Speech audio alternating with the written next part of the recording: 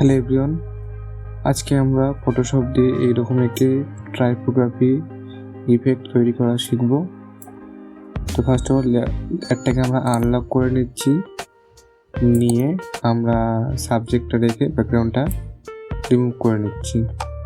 তো আমরা এখান থেকে চলে যাব সিলেক্ট থেকে সাবজেক্টে ক্লিক করলাম। সাবজেক্টটা সিলেক্ট হয়ে গেছে এবং কিবোর্ড থেকে কন্ট্রোল জে প্রেস করব। শুধুমাত্র সাবজেক্টটা আছে, এই লেয়ারটা অফ করা থাকলো। এখান থেকে একটা সলিড কালার নিয়ে নিচ্ছি, যেটা কিনা হোয়াইট। তো এটা একটা লেয়ার, এবার আমাদের কাজ হবে যে টেক্সটটা লিখতে চাইছি সেই টেক্সটটা নিতে হবে। একটা টেক্সট আমি নিয়ে নিচ্ছি, এখানে আমি টেক্সট সাইজটা একটু বড় করছি, কন্ট্রোল টি দিয়ে আমি একটু বড় করে নিলাম। এখানে আমি লিখছি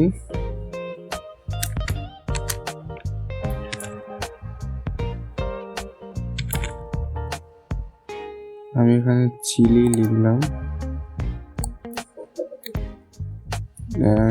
এটার কালারটা একটু চেঞ্জ করি, ব্ল্যাক করে দিই, দেখতে বুঝতে সুবিধা হবে। ব্ল্যাক করলাম এবং ফন্টটা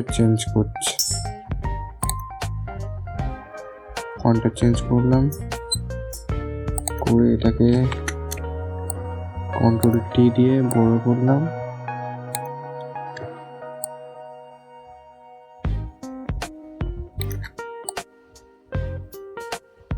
এইরকম পজিশন করে নিলাম।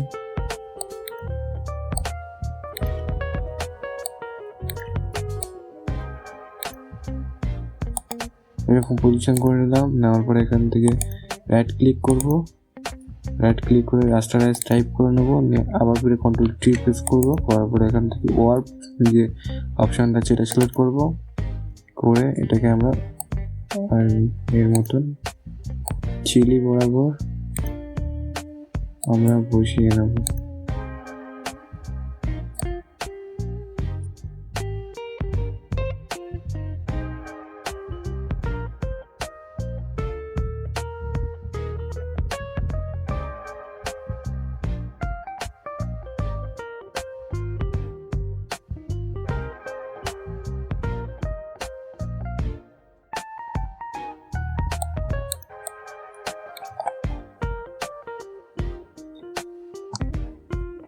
আমি বসিয়ে নিয়েছি এবং কমপ্লিট হলে এন্টার প্রেস করব, এন্টার। দেন এই লেয়ারটাকে একটা কপি করে, এটাকে একটা কপি করলাম, কন্ট্রোল জে দিয়ে কপি করছি, করে এটাকে টেক্সটটার ওপরের লেয়ারে দিয়ে দিলাম, দিয়ে কিবোর্ড থেকে রাইট প্রেস করে ক্রিয়েট ক্লিপিং মাস্কে ক্লিক করলাম। যদি অফ করি আমাদের এরকমটা দেখাচ্ছে। তো এটাকে আমরা এই যে একটু বেরিয়ে আছে, এটাকে আমরা ভিতরের দিকে নিয়ে দেবো, কন্ট্রোল টি প্রেস করছি, করে আবার অফে গেলাম, গিয়ে এটাকে ঠিক মতো হয়েছে, আর দেখা যাচ্ছে না।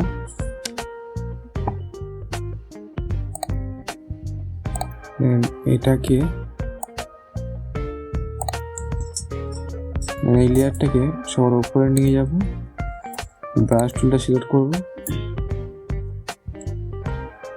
মার্কসে ক্লিক করব, তারপরে ফোরগ্রাউন্ড কালারটা হোয়াইট করব, কন্ট্রোল আই প্রেস করে ইনভার্ট করব, করে ব্রাশ সাইজটা একটু বাড়িয়ে নিচ্ছি,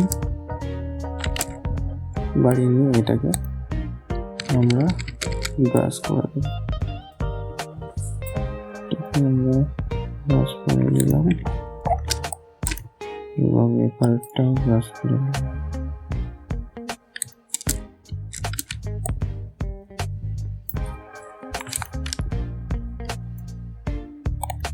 এটাকে আমরা একটু রিয়েলিস্টিক লাগার জন্য এখানে একটু শ্যাডো দেবো।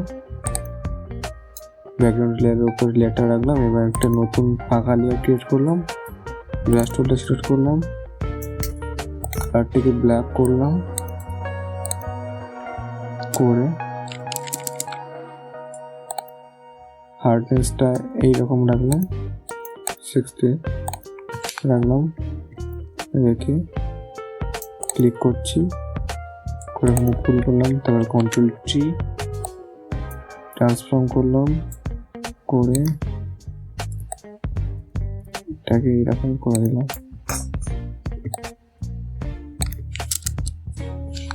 অপোজিটটা একটু কমিয়ে দিই, এখান থেকে ফিল্টার থেকে ব্লুয়ার থেকে গসন ব্লুয়ার, এটাকে একটু বাড়িয়ে দিলাম, গসন ব্লুয়ারটা বেশি হয়ে যাচ্ছে,